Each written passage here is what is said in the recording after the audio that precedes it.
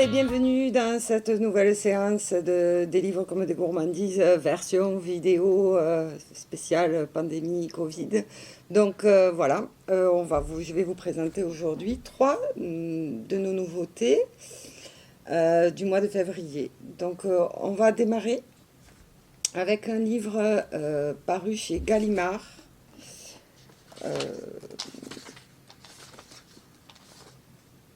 En 2019 pour la traduction française, un livre de Javier Marías, qui est un auteur espagnol, qui s'appelle Berta Isla.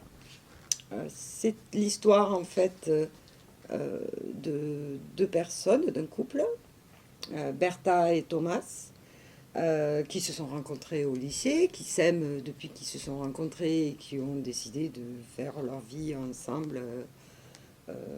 Voilà. Et en fait, Thomas va devenir agent secret. Il est de nationalité hispano-britannique alors qu'elle est espagnole. Et donc, en fait, elle ne doit pas poser de questions sur ses absences, ce qu'il fait quand il s'en va. Donc, elle accepte, mais en fait, il commence à être de plus en plus absent et partir et sans donner de nouvelles pendant des mois, des années, sans aucun signe de vie.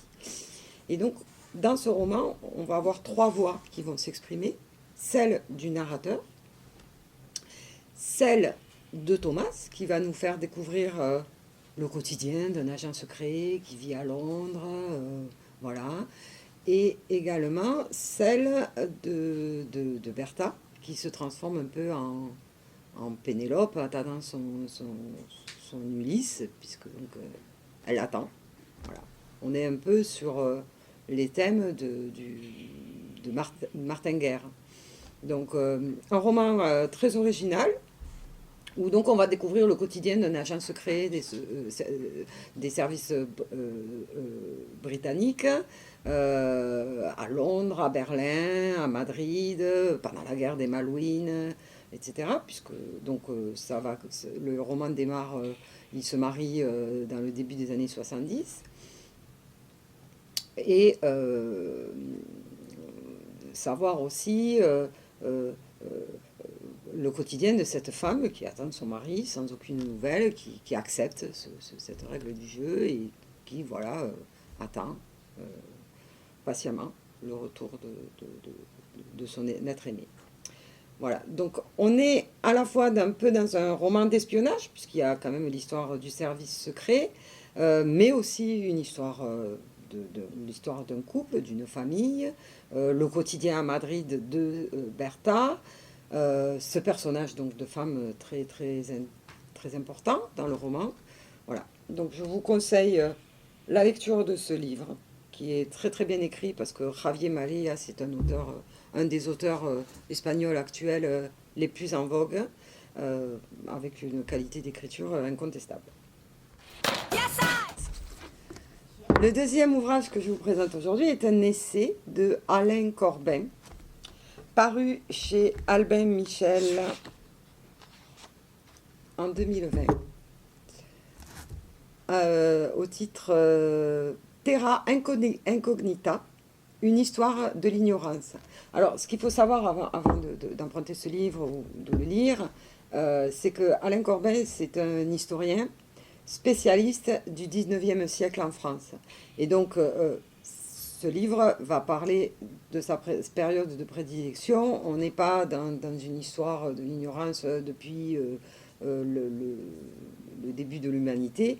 On va se concentrer donc autour de la période entre 1800 et 1900, un petit peu au-delà, pour en fait voir comment l'ignorance recule au fil des années, au fur et à mesure des découvertes de l'humanité. Qu'est-ce que ça implique donc sur le mode de vie humain? Qu'est-ce que ça a changé, y compris au niveau de la planète, avec des thèmes, par exemple, par rapport aux découvertes sur les phénomènes météorologiques, les volcans, les abysses, les pôles, voilà. De la découverte, on remonte un peu l'histoire de la découverte de la connaissance sur ces sujets et comment cela a impacté notre vie du quotidien.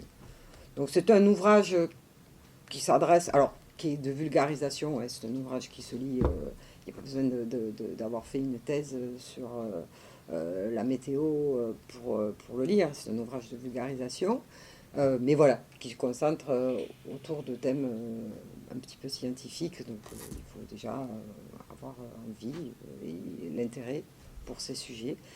Si vous l'avez, si c'est votre cas, c'est un livre que vous aurez certainement envie d'emprunter à la médiathèque. Le troisième livre que je vous propose cette semaine, c'est une bande dessinée de Bruno Duhamel, paru chez Grand Angle, qui s'appelle #Nouveau Contact. Alors, il s'agit en fait de l'histoire de Doug, qui est un photographe retiré, qui a arrêté ce métier, qui ne veut plus montrer de clichés au public, et qui vit au bord d'un lac,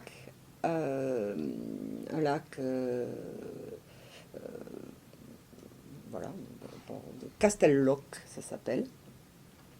Et un matin, il croise une créature sur ce lac, il prend une photo et il la partage sur les réseaux sociaux.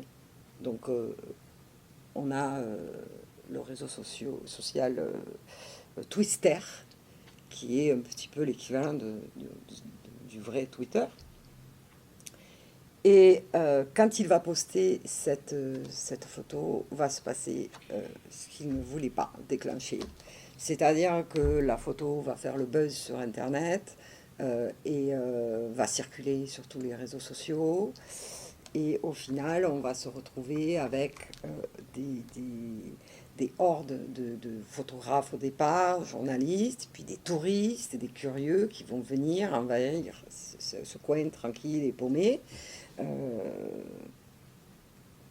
pour voir cette créature.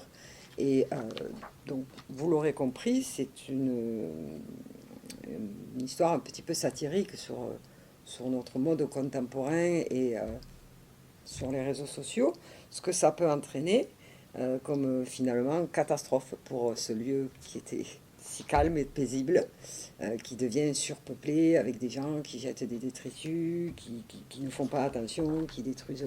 voilà. Et comment ce photographe qui s'appelle Doug va essayer de réparer son erreur si c'est possible. Voilà. Donc c'est un roman, une BD, une bande dessinée sur l'hypermédiatisation, les réseaux sociaux, la quête du scoop. Voilà. C'est très contemporain, très actuel. Je recommande aussi, c'est une BD qui se lit facilement et on passe un bon moment. Voilà. Je vous remercie pour votre attention. C'est la fin de cette petite séance. Je vous retrouve la semaine prochaine avec des nouveautés pour le mois de mars. À bientôt. Yes, I...